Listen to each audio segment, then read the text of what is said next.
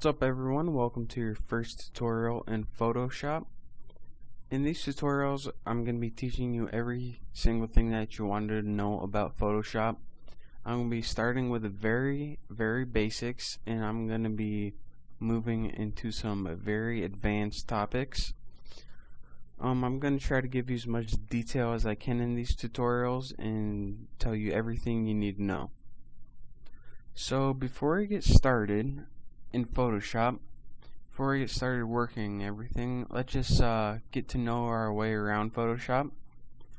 So we have it open right now, and as you can see, to the left side of the screen right here, these are all the tools, and this is what we're going to be learning today.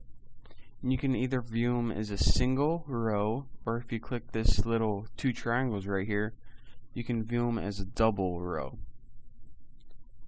At the top of your screen right here, you have the menu bar. Now this is just like any other menu bar in any other program. You have all your basic functions like save, open, new, copy, paste, as well as some other more advanced ones. We'll get into that more later. To the right side of the screen, you have what is called the palettes. Now this is what makes Photoshop different than any other image editing program.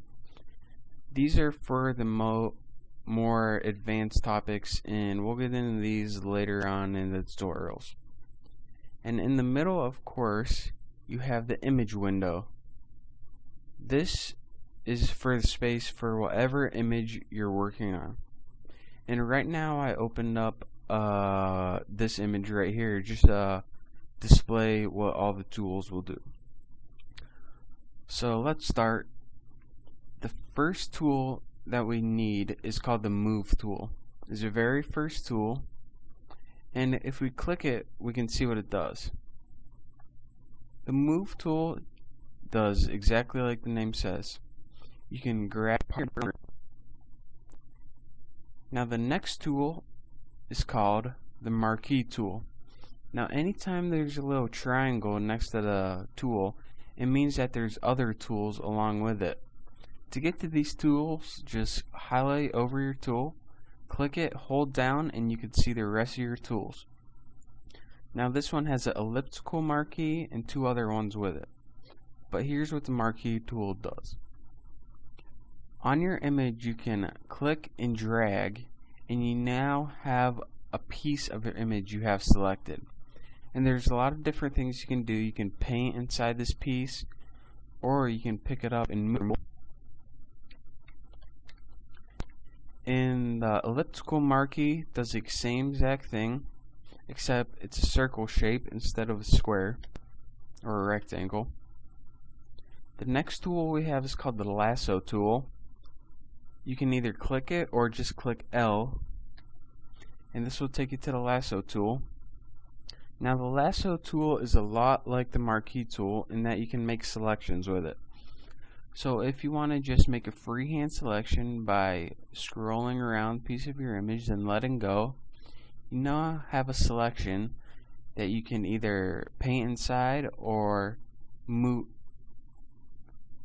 or just move around. Since we know how to move, that's the only thing we know how to do right now. And you also have a polygonal lasso tool, and what this does is the exact same thing, make selections, but it makes it in the shape of a polygon. So as you can see, we now have a selection in the shape of a polygon that we can move around.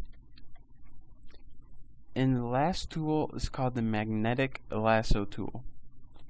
What this does is attach to any similar colors and keep on that selection as long as you keep your mouse over.